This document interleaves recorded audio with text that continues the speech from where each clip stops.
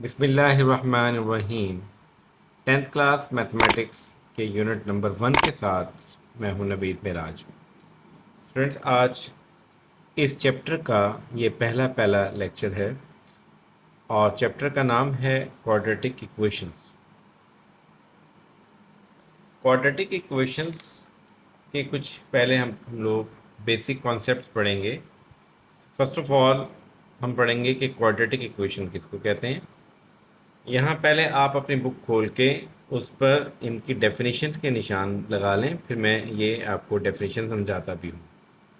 ये पहली डेफिनेशन है बहुत इंपॉर्टेंट चैप्टर नंबर 1 की, और एन इक्वेशन से लेकर यहाँ तक ऑफ द सेकंड डिग्री, ठीक है, और an equation of the second degree तक ये डेफिनेशन है हमारे पास क्वाड्रेटिक इक्वेशन की। इसके बाद ये क्वाड्रेटिक इक्वेशन की स्टैंडर्ड फॉर्म लिखी हुई है या जनरल फॉर्म, यहाँ second degree equation in the variable x से लेकर ऑफ अ क्वाड्रेटिक इक्वेशन तक ये दूसरी डेफिनेशन बनती है। तीसरे नंबर पे है जो डेफिनेशन इसमें आ रही है वो है प्योर क्वाड्रेटिक इक्वेशन। याद रखें, अभी निशान लगा लें, फिर ये सवाल में अब ये आपको तमाम डेफिनेशन समझाता भी हूँ। If v is equal to 0 से लेकर यहाँ तक ये प्योर क्वाड्रेटिक इक्वेशन की डेफिनेशन है। फिर इसके बाद इसमें हमारे पास क्वाड्रेटिक इक्वेशन के सोल्यूशन के 3 मेथड्स बताए गए हैं। यहाँ 2 लिखे हुए हैं, एक फैक्टराइजेशन है, कंप्लीटिंग स्क्वायर है, और तीसरा है यूजिंग द क्वाड्रेटिक फार्मूला, ठीक है। और साथ साथ ये जो हमारे पास रिमेंबर दैट और एक्टिविटीज़ जो हैं इनको भी आपने प्रिपेयर करना होता है, इनकी भी प्रैक्टिस करनी होती है, ठीक है। और फिर नेक्स्ट हमारे पास एक्सरसाइज स्टार्ट हो जाती है। Let's understand the definitions. First of all, the first definition is the quadratic equation. पहली definition, an equation which contains a square of the unknown variable quantity but no higher power is called a quadratic equation or an equation of the second degree. देखिए जी, हमारे पास पहली definition है quadratic equation, और यही हमारा chapter का नाम भी है। क्वाड्रेटिक इक्वेशन भी या सेकंड डिग्री इक्वेशन, दोनों का मतलब एक है। तो सबसे पहले तो देखें जी, क्वाड्रेटिक इक्वेशन से क्या मुराद है। एक ऐसी इक्वेशन जिसमें वेरिएबल की जो हाईएस्ट पावर हो वो 2 हो और 2 से बड़ी पावर मौजूद ना हो, तो हम लोग कहते हैं ऐसी इक्वेशन को क्वाड्रेटिक इक्वेशन कहते हैं। मैं कहता हूँ जी 4x square plus 5x plus 7 equal to 0। यहाँ देखिए, यहाँ पे x की पावर 0 है, x मौजूद नहीं है। यहाँ पे x की पावर 1 है, यहाँ x की पावर 2 है, और तो इसका मतलब यहाँ जो सबसे बड़ी जो पावर वेरिएबल x की नज़र आ रही है वो पावर 2 है। तो that is why this equation is called the quadratic equation. इसको हम लोग क्वाड्रेटिक इक्वेशन का नाम देंगे, ठीक है। यानी कि 2 से बड़ी पावर मौजूद नहीं है, और ये यानी कि जो सबसे हाईएस्ट पावर किसी इक्वेशन की जो होती है वो याद रखें उसे डिग्री कहते हैं, यानी कि उसको उस इक्वेशन की डिग्री कहते हैं जो हाईएस्ट पावर होती है, ठीक है। तो ये मेरे पास सेकंड ऑर्डर या सेकंड डिग्री इक्वेशन भी कहलाएगी क्वाड्रेटिक इक्वेशन। और देखिए example, 5x square plus 9x plus 8/5, ये भी कौन सी इक्वेशन है मेरे पास, ये क्वाड्रेटिक इक्वेशन की एक एग्जांपल है। और देखिए 4x square minus 7 is equal to 9 है, ये भी कौन सी इक्वेशन है, ये भी हमारे पास क्वाड्रेटिक इक्वेशन है।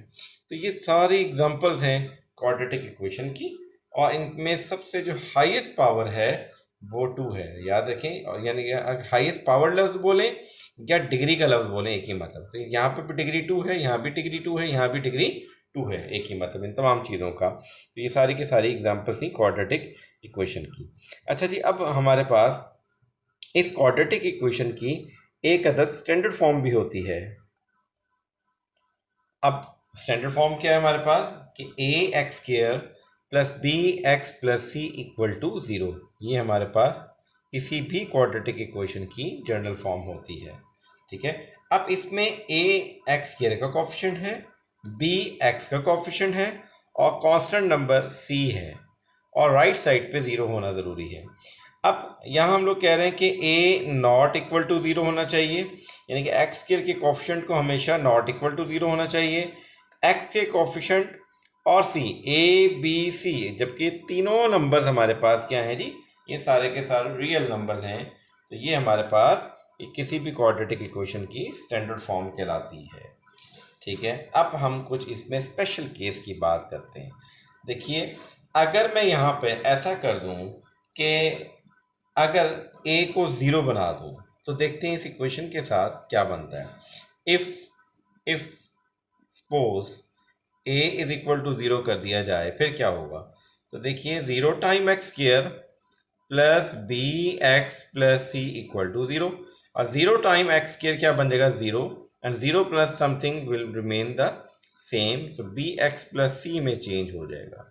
तो देखिए, जैसे ही मैंने यहाँ पे a को अगर ज़ीरो के इक्वल कर दिया, तो ये क्वाड्रेटिक इक्वेशन ही नहीं रही, बल्कि ये लीनियर फॉर्म में चेंज हो गई, लीनियर इक्वेशन बन गई, क्योंकि यहाँ वेरिएबल की जो हाईएस्ट पावर आई है वो 1 आ रही है। इसलिए हमारी इस डेफिनेशन में जनरल फॉर्म में कहा जाता है कि ए बी सी कोई सा भी रियल नंबर हो सकता है, लेकिन a जो है वो ज़ीरो कभी भी ऑब्टेन नहीं करेगा। अगर ये ज़ीरो हो गया तो ये हमारे पास क्वाड्रेटिक इक्वेशन नहीं रहेगी, इसलिए यहाँ पे कहा जा रहा है कि a not equal to zero.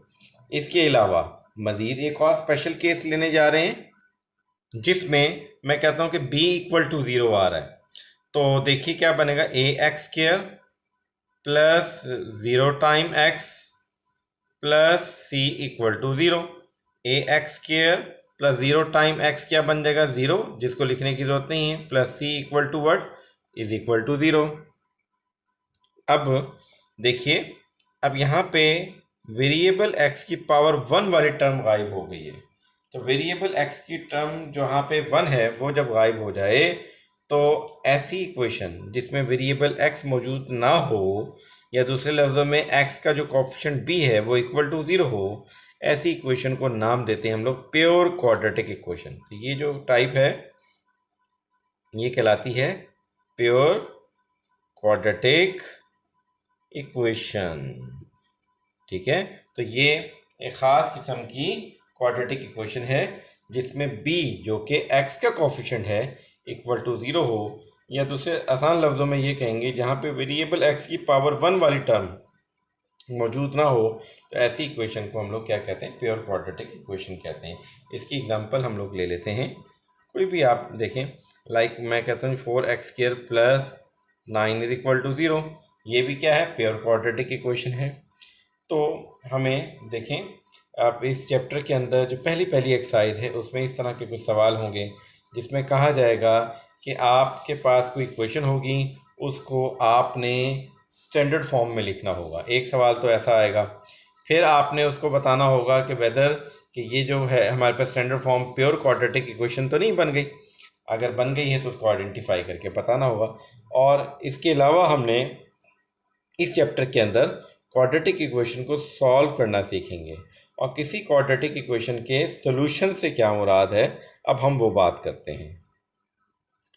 देखें, किसी भी क्वाड्रेटिक इक्वेशन या किसी भी इक्वेशन के सोल्यूशन से मुराद ये है कि उसमें मौजूद वेरिएबल x की ऐसी वैल्यू जो उस इक्वेशन में पुट करें, और ऐसा करने पे लेफ्ट हैंड साइड का आंसर राइट हैंड साइड के आंसर के इक्वल आ जाए, तो वो वैल्यू जो वेरिएबल x की पुट की आपने, उसी को उस इक्वेशन का सोल्यूशन कहते हैं।